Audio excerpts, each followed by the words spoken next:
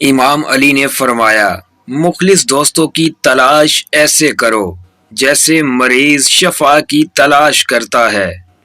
اللہ تعالیٰ کو دل اور زبان کا سخت ہونا پسند نہیں، اس لیے دونوں کو بغیر ہڈی کے بنایا ہے۔ ناظرین، پردہ نظر کا ہوتا ہے، اسی سوچ نے آدھی انسانیت کو برہنہ کر دیا ہے۔ عورت کی میت کو نامحرم نہیں دیکھ سکتا تو زندہ عورت کس جواز کے تحت اپنی نمائش کرتی پھرتی ہے؟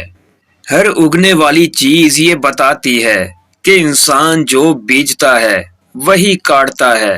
اے میرے دوست، اگر تم سمجھدار ہو تو محبت کے سوا کچھ نہ بیجو۔ آپ کے وہ الفاظ بھی تحفہ ہے جو دوسروں کو آگے بڑھنے کا حوصلہ دیتے ہیں۔ عقل مندی کا تعلق بات بتانے سے نہیں، بات سمجھانے سے ہے، اور جس پر حضور مہربان ہو اسے اللہ کا قرب ملتا ہے، اور جس پر اللہ مہربان ہو اسے حضور کا قرب ملتا ہے۔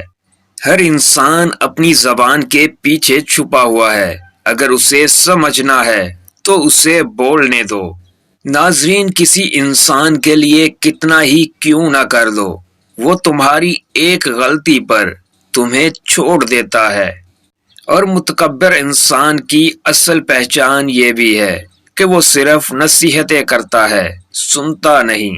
جب حال چال پوچھے بغیر لوگ تمہارا پیشہ پوچھتے ہیں تو ان کی اصل مراد یہ ہوتی ہے کہ تم کتنے پیسے کماتے ہو تاکہ اس کے حساب سے تمہیں عزت دی جائے۔